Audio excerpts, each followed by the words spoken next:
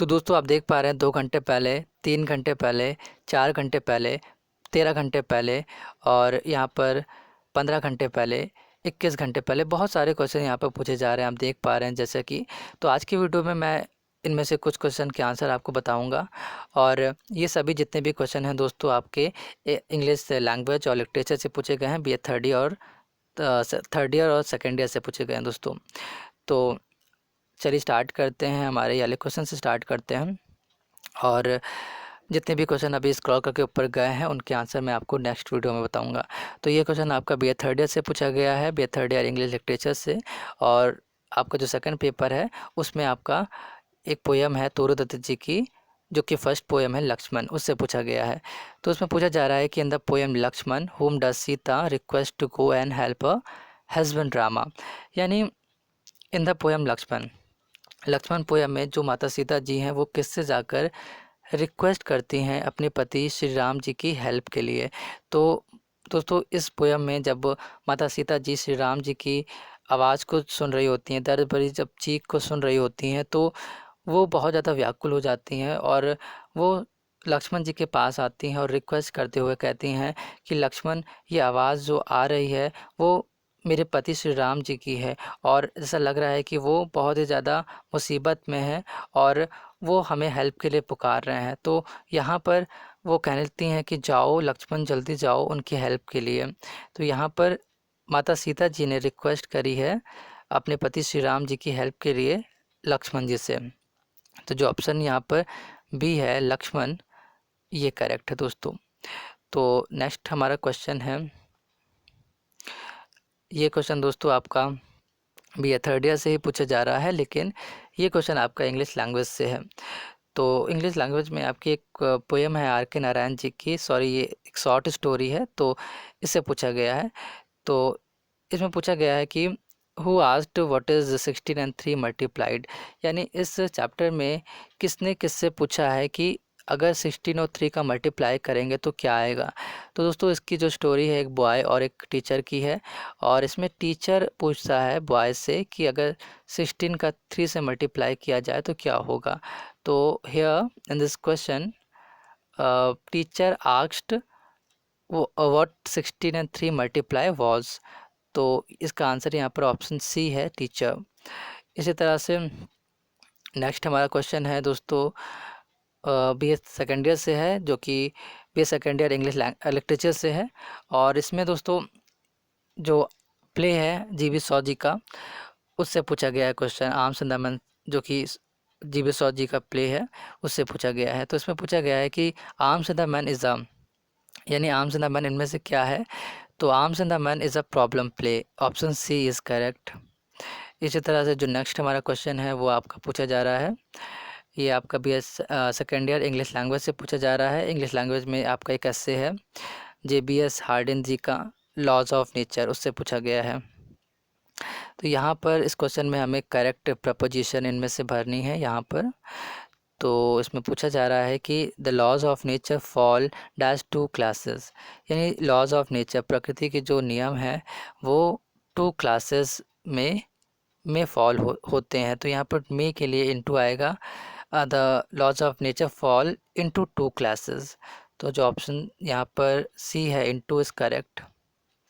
इसी तरह से जो नेक्स्ट हमारा क्वेश्चन है ये आपका सेकेंड ईयर से पूछा गया है, इंग्लिश लिटरेचर से लेकिन पूछा गया है। इसमें पूछा जा रहा है कि विच drama is called poetic drama. यानी किस ड्रामा को पोएट्रिक ड्रामा कहते हैं, या कि कौन सा ड्रामा पोएट्रिक ड्रामा कहलाता है, या किस ड्रामा को पोएट्रिक ड्रामा कहा जाता है। तो यहाँ पर मैंने आपको बताया था एक बार कि पोएट्रिक ड्रामा वो होता है जो वर्स में लिखा होता है दोस्तों। Means any drama which is written in verse is called poetic drama. तो यहाँ पर जो ऑप्शन सी है, a drama written in verse is correct. इसी तरह से जो नेक्स्ट हमारा क्वेश्चन है ये आपका पूछा जा रहा है थर्ड ईयर से, और ये आपका क्वेश्चन जो है इंग्लिश लिटरेचर से है और लक्ष्मण पोयम से है तोरू दत्त जी की। इसमें पूछा गया है कि who says this line to whom. यानी ये जो लाइंस है वो इस पोयम में कौन किससे कहता है। तो आइए दोस्तों इसको रीड करते हैं और जानते हैं कि किसने ये लाइंस किससे कही है।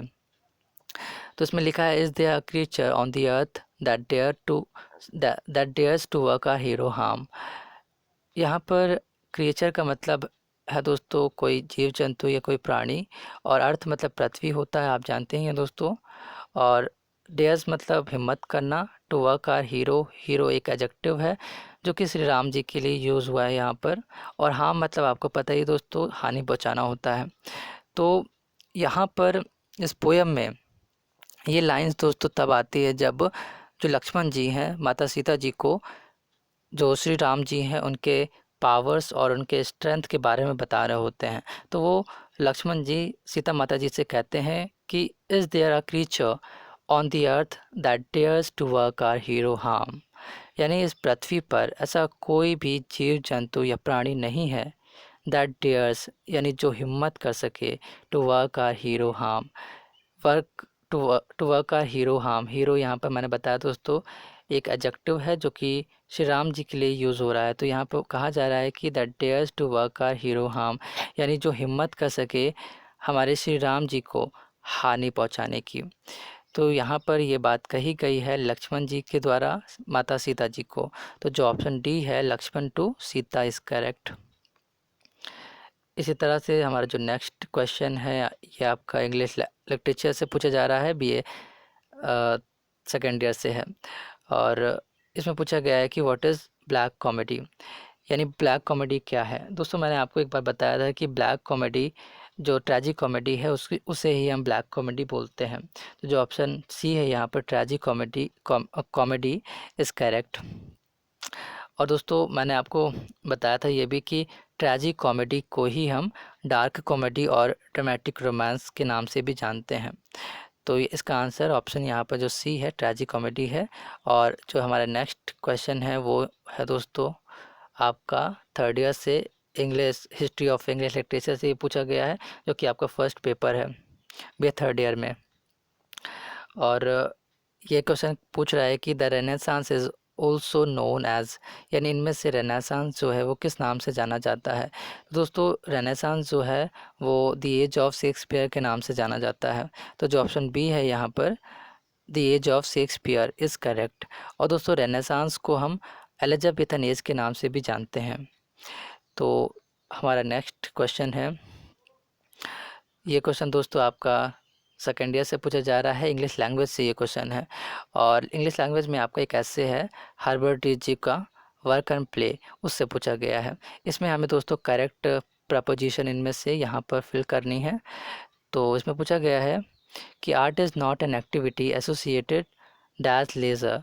Art is not an activity, art मतलब कला और लेज़र मतलब दोस्तों होता है खाली समय यानी अवकाश का समय, means time free from work.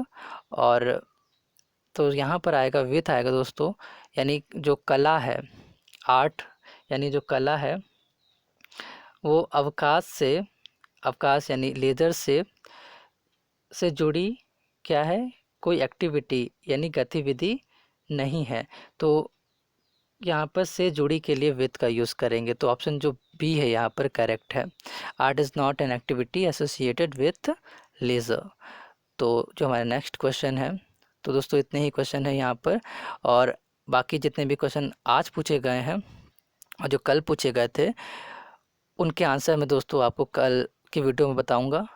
तो यहाँ पर जैसे कि आप देख पा रहे 2 घंटे पहले ये पूछा गया है बीए सेकेंड ईयर से इंग्लिश लैंग्वेज से। और इसी तरह से बहुत सारे क्वेश्चन दोस्तों यहाँ पर पूछे जा रहे हैं, आप देख पा रहे हैं लक्ष्मण पोएम से पूछा गया है। और यहाँ पर ये आपका इंग्लिश लिटरेचर सेकेंड ईयर से पूछा गया है, फिर थर्ड ईयर से पूछा गया है। तो इस तरह से रोज़ क्वेश्चन पूछे जा रहे हैं, आप चाहें तो इसमें पार्टिसिपेट कर सकते हैं। तो इन सभी के आंसर मैं आपको नेक्स्ट वीडियो में बताऊंगा। मैं मिलता हूं दोस्तों आपसे नेक्स्ट वीडियो में, तब तक के लिए अपना ख्याल रखिएगा।